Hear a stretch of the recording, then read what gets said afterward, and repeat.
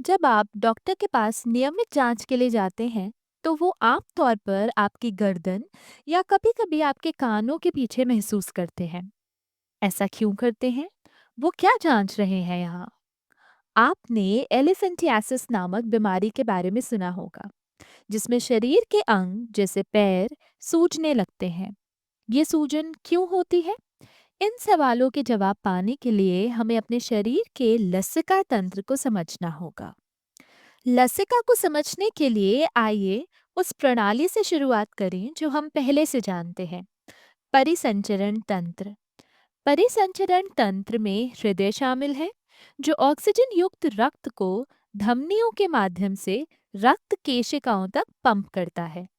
यहाँ कोशिकाएं रक्त से ऑक्सीजन को हटा देती हैं और कार्बन डाइऑक्साइड वापस रक्त में छोड़ देती हैं।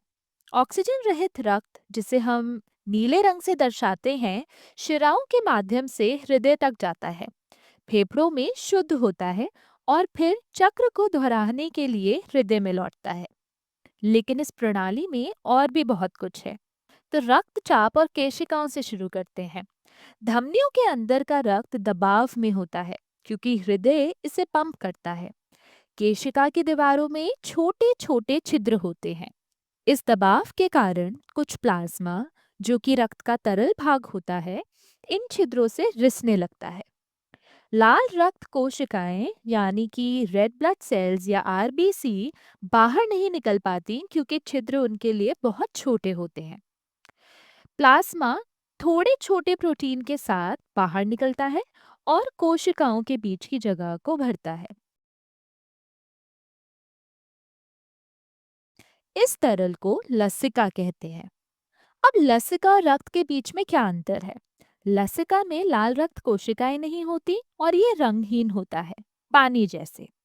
वहीं पे रक्त में लाल रक्त कोशिकाएं होती हैं, जो इसे लाल रंग देती हैं। चूंकि केशिकाएं पूरे शरीर में पाई जाती हैं, लसिका शरीर के अंदर हर जगह मौजूद रहता है। तो लसिका का महत्व क्या है? जब भी रक्त केशिकाओं से गुजरता है तो थोड़ा प्लाज्मा खो जाता है। यदि इसे ठीक से पुनः चक्रित ना किया जाए तो रक्त गाढ़ा हो सकता है, जिससे ऑक्सीजन का परिवहन कठिन हो जाएगा। इससे कोशिकाएं मर सकती हैं। ऊतकों में लसिका का जमाव सूजन पैदा करता है। ये सूजन एलिफेंटियासिस जैसी स्थितियों का कारण बनती है। आमतौर पर एलिफेंटियासिस को हाथी पांव या फिर फील पांव के नाम से भी जाना जाता है।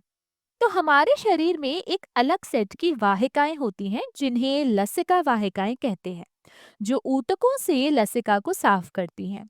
लसिका वाहिकाएं मोटी नलियां होती हैं जो लसिका को ले जाती हैं।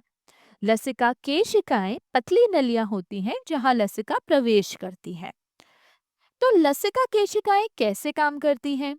लसिका केशिकाएं एक सिरे से बंद होती हैं, जो रक्त केशिकाओं से अलग होती है।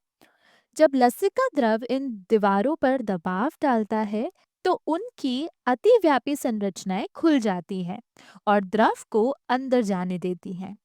एक बार अंदर आने के बाद दीवारें बंद हो जाती हैं, जिससे द्रव वापस बाहर नहीं जा पाता।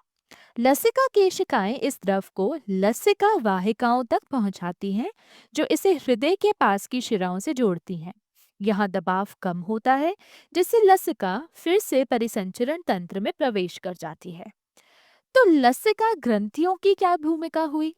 लसिका वाहिकाओं में लसिका ग्रंथियां होती हैं, जिनमें श्वेत रक्त कोशिकाएं यानी कि व्हाइट ब्लड सेल या डब्ल्यूबीसी होते हैं। डब्ल्यूबीसी गार्ड की तरह काम करते हैं। लसिका में प्रवेश करने वाले किसी भी अवांछित बैक्टीरिया या जीवाणु या रोगाणु को मार देते हैं। यदि लसिका ग्रंथियां अधिक जीवाणु उठाती हैं तो कई श्वेत रक्त कोशिकाएं वहां इकट्ठा हो जाते हैं, जिससे ग्रंथियां सूज जाती हैं। सूजी हुई ग्रंथियां संक्रमण का प्रारंभिक संकेत है। यही कारण है कि डॉक्टर आपकी गर्दन या कान के पास की ग्रंथियों को चेक करते हैं। छोटी आंत से पचा हुआ वसा सीधे रक्त केशिकाओं में प्रवेश करने के लिए बहुत बड़ा होता है। लसिका वाहिकाएं इन वसाओं को उठाकर लसिका तंत्र के माध्यम से रक्त प्रवाह में पहुंचाती हैं। तो सारांश में हम कह सकते हैं कि लसिका तंत्र में लसिका, लसिका वाहिकाएं और लसिका ग्रंथियां शामिल हैं। लसिका वो प्लाज्मा है जो केशिकाओं से रिसकर निकलता है। लसिका वाहिकाएं इसे पुनः रक्त प्रवाह में ले जाती हैं, जिससे प्लाज्मा व्यर्थ ना हो। लसिका ग्रंथियां रोगाणुओं को छानकर रक्त प्रवाह की रक्षा करती हैं, जिससे प्रतिरक्षा में योगदान मिलता है। छोटी आंत के पास की लसिका वाहिकाएं पचे हुए वसा को भी रक्त प्रवाह में ले जाती हैं। ये अद्भुत तंत्र न केवल सूजन को रोकता है, बल्कि प्रतिरक्षा बनाए रखने और समग्र स्वास्थ्य में भी महत्वपूर्ण भूमिका निभाता है।